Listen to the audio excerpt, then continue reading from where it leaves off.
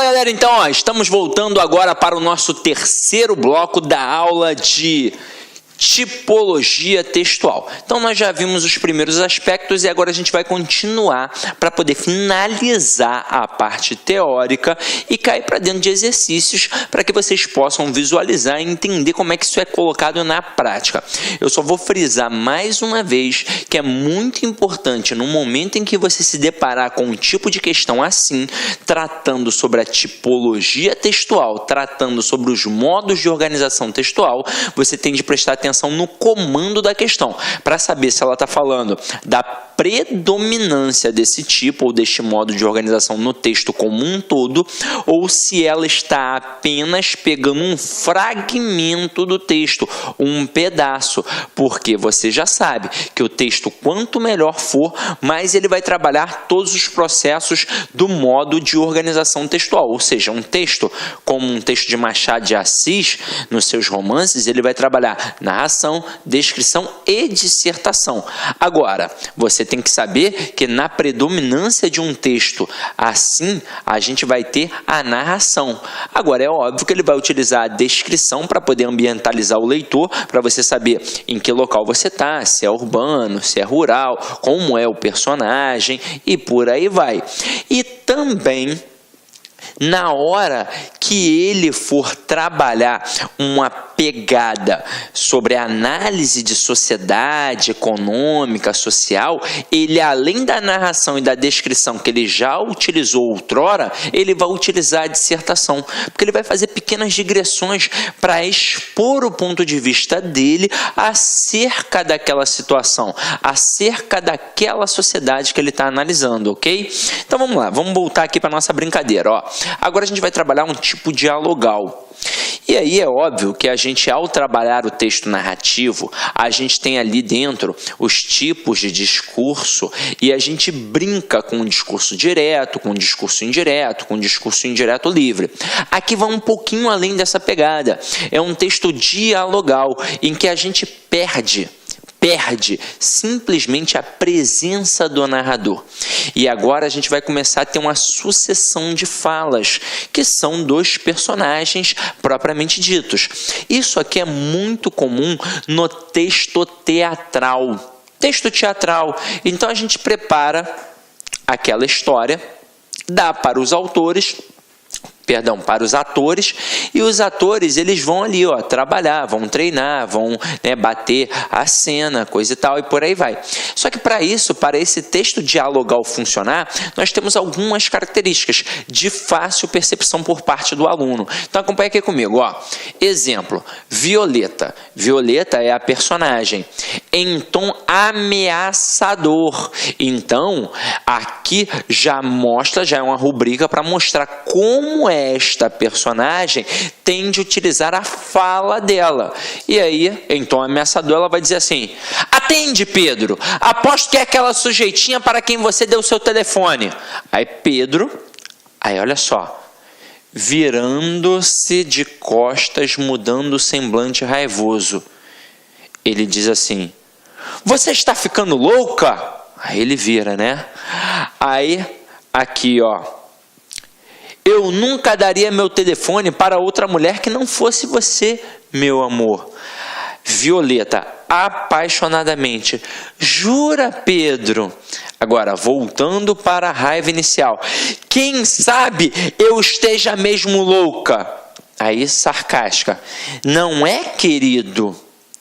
Então, vocês repararam que tem coisas aqui bem marcadinhas. Aí vamos dar uma olhada aqui nas características. Nós temos a sequência de falas alternadas para que a gente possa perceber, opa, assim como no nosso dia a dia, afinal de contas a gente não trabalha um monólogo apenas, né? É um diálogo. A nossa sociedade tende a entender que quando um fala, o outro para escutar e assim sucessivamente. É um diálogo, é um processo bilateral. Então a gente vai ter uma sequência de falas. falas. Ora fala um personagem, ora fala outro, e pode até misturar com mais de dois, não é? Aí aqui a gente vai ter a ausência do narrador, obviamente, não vai ter o narrador para ficar mostrando como é o processo, afinal de contas é apenas uma sequência de falas. A gente vai ter a presença de rubrica, que é para mostrar como aquele personagem ali vai utilizar aquela fala, se é em tom ameaçador, se é num tom apaixonante, por aí vai. E a gente sempre vai ter identificação do personagem antes da fala, para a gente saber exatamente quem é que está falando aquilo, para simplesmente a gente não ficar perdido. Caramba, quem foi que falou isso? Ah, sei lá, vou tentar adivinhar. Isso acontece muito, né? De repente você está lendo um livro e pode acontecer de você naquele momento pensar assim, caramba, quem falou isso? Foi o narrador? Foi a personagem? Aí a gente está até diante de uma situação em que a gente tem um discurso indireto livre. Aqui não, aqui é completamente diferente. Aqui é uma sequência de falas em que a gente vai ter de pegar de forma bem explícita a apresentação daquele personagem que está falando, para a gente não ficar perdido, ok? Agora vamos lá. A gente agora tem um exemplo de tipo de texto expositivo. E aqui eu quero deixar bem claro que a gente, na verdade, vai trabalhar o texto dissertativo. O texto dissertativo, ele é a priori, com força, a defesa de uma tese. Então, a excelência do texto dissertativo acaba sendo o dissertativo argumentativo, porque é a defesa de uma tese. Só que a gente tem de entender que o texto dissertativo ele é um texto sempre em prosa, é escrito em estrutura linear. Isso que significa ser um texto em prosa. Ele é escrito em estrutura linear. Então, ele tem início, meio e fim. Aí a gente pode ter o texto dissertativo expositivo e o texto dissertativo argumentativo. Quando a gente tem um texto expositivo apenas, a gente vai apenas apresentar o conceito. Por exemplo, eu nem vou pegar esse aqui então, agora, mas eu vou citar. Vamos supor que a gente pegue alguma coisa sobre figuras de linguagem, já que a gente está no campo da língua portuguesa e num curso de interpretação. Aí eu digo assim, a metáfora é a associação entre dois termos distintos, ou seja, é uma comparação mental. É a comparação sem o nexo comparativo com. Pronto. E olha que eu falei pra caramba. Eu poderia ter apenas dito que a metáfora é a associação entre dois termos distintos. Mas mesmo dando continuidade no meu discurso, eu simplesmente apresentei o conceito.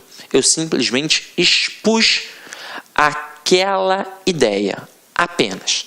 Agora, quando a gente tem um texto dissertativo argumentativo, além de expor o conceito, eu tenho que apresentar argumentos para sustentar este conceito. Então, eu digo assim, ainda pegando as figuras de linguagem, eu digo, para o aluno do ensino médio aprender de forma coesa e coerente as figuras de linguagem, ele deve iniciar pela metáfora, que é a principal figura de linguagem, mãe de todas as outras.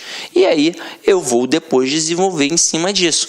Então, a minha ideia principal não era a metáfora. Observem, a minha ideia principal era falar sobre a forma como o aluno deve estudar a figura de linguagem no ensino médio. E aí eu utilizei a metáfora como um argumento para sustentar aquela ideia de que ele tem de começar por ela, não pelas outras, simplesmente. Então, ali eu trabalho um conceito e vou apresentando argumentos para poder sustentar aquele conceito. Na exposição, eu apenas apresento. Eu não tenho a obrigatoriedade de tentar argumentar, de tentar persuadir. A gente não precisa disso no texto expositivo. Olha aqui o exemplo que eu escolhi para vocês. Fotossíntese é um processo fisioquímico realizado pelos vegetais clorofilados. Estes seres sintetizam dióxido de carbono e água, obtendo glicose, celulose e amido através de energia luminosa. 12H20 ou 12H2O, né? Sei lá. não sou bom em química, né? Aliás, até era, né? Mas tanto tempo sem estudar. Mais 6CO2, 6O2 mais 6H2O mais 6 não, né? C6H12O6. Aí a gente dá continuidade, né? Passando dessa balela aqui, ó.